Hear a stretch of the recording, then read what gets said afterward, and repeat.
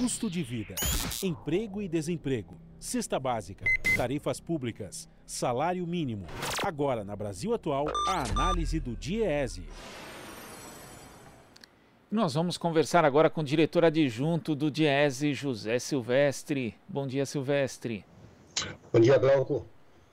Silvestre, ontem a FEComércio divulgou um levantamento apontando que o endividamento atingiu 62,7% das famílias da cidade de São Paulo em maio.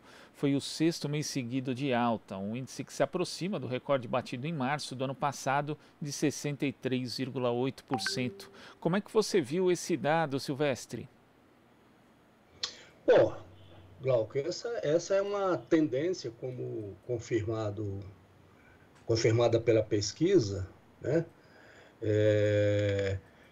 Que tem a ver diretamente com a questão da pandemia, no sentido do seu agravamento, né? do aumento do número de famílias, né?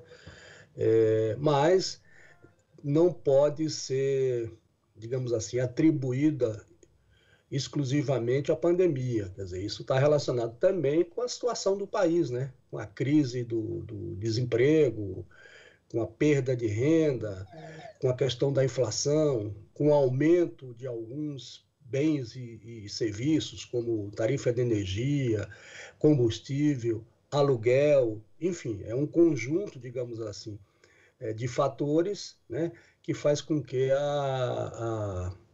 as famílias, né, se endividem, né, ou deixem de pagar suas dívidas. E isso, obviamente, a pandemia, digamos assim, acentuou, agravou o problema. E para muitas famílias, principalmente aquelas de baixa renda, a situação ficou ainda pior, já que durante um tempo não houve o recebimento do auxílio emergencial e depois ele acabou voltando, só que num valor muito reduzido, né, em relação àquele de R$600 no ano passado. Então é possível, inclusive, que principalmente para essas famílias esse endividamento aumente, já que a retomada do emprego ainda não deu sinais de que vai acontecer tão cedo, Silvestre. Sim, a situação é mais grave, obviamente, nas famílias de baixa renda, né? Você tem aí também outras pesquisas, como por exemplo da Fundação Getúlio Vargas, divulgada agora em abril passado, que a maior proporção de famílias endividadas está exatamente na faixa de renda, se não me falha a memória, até R$2.100 ou algo parecido, né? E aí tem, digamos assim, uma influência direta, Glauco, do auxílio emergencial, ou seja, desse período que nós ficamos, né, de mais de 90 dias sem o auxílio emergencial. O ano passado a gente teve o auxílio emergencial, ele foi reduzido à metade, e agora em 2021, como é sabido, você teve esse período aí sem o auxílio. Então isso certamente, digamos assim, agravou a situação de endividamento dessas famílias, sobretudo essas famílias de baixa renda. Quer dizer, e é bom, Glauco, chamar a atenção que essa pesquisa aí da FEComércio, por exemplo, ela é apenas do município de São Paulo, né? Ou seja, são 2 milhões, cerca de 2 milhões em família só no município de São Paulo.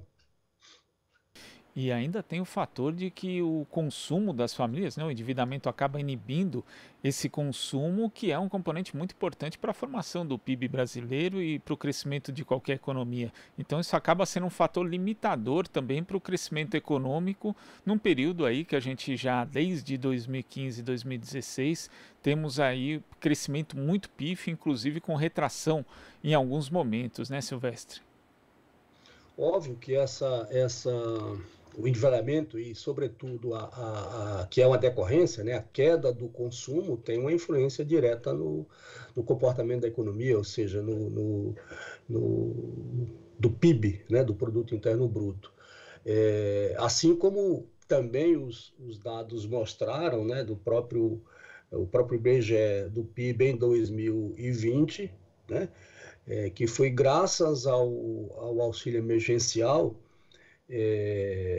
que a queda do PIB foi menor do que se projetava, por exemplo, lá no início da pandemia, lá por volta de março, abril. Você tinha projeções do PIB tinha projeções que apontavam aí cerca de uma queda da ordem de 10% do PIB, e ao final, né, o ano de 2020 fechou com um PIB de menos 4,1%. Então isso foi graças, em parte, ao auxílio emergencial, né? Enfim, é uma situação muito, digamos assim, delicada, né? Porque você tem, ainda que, e deve, né? São projeções também para 2021 que a economia volta a crescer, mas vai ser um crescimento que sequer recupera, né, Glauco, aquela queda do ano passado.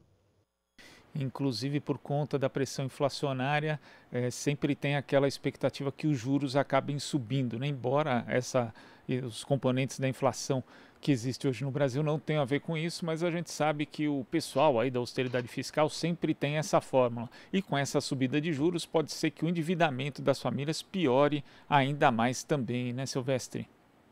Sim, porque você tem um efeito direto na ponta, né? Ou seja, no crédito, enfim, em todas as formas de transações financeiras, seja no cartão de crédito, no crediário, etc., quando você tem o aumento da taxa de juros, isso tem um reflexo na ponta. Então, isso tende a agravar a situação de endividamento das famílias.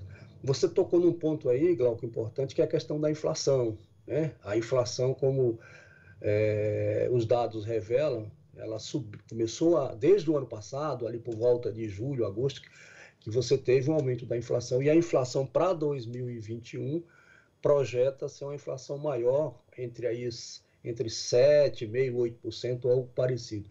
E principalmente a inflação dos alimentos, né, que afeta diretamente as famílias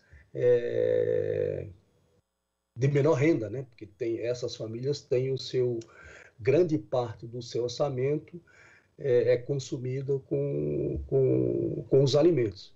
Então, é um cenário, mesmo que a economia cresça, como está sendo projetado, a situação dessas famílias não deve ser atenuada, né? Porque, do outro lado, você tem a questão do desemprego, né? A continuidade da queda da renda, enfim, é um cenário muito ruim, né, para as famílias e para os trabalhadores, né, de uma maneira geral, sobretudo aqueles trabalhadores de baixa renda, trabalhadores do mercado informal, enfim, é o que está apontado, que ainda que digamos assim, com essa expectativa de crescimento da economia, né, se efetive, a tendência é que, no mínimo, essa situação de endividamento se mantenha. Tá certo, Silvestre. Queria agradecer a sua participação aqui no Jornal Brasil Atual e até a próxima. Até lá, Glauco. Obrigado. A gente que agradece. Conversamos aqui com o diretor adjunto do DIEESE, José Silvestre.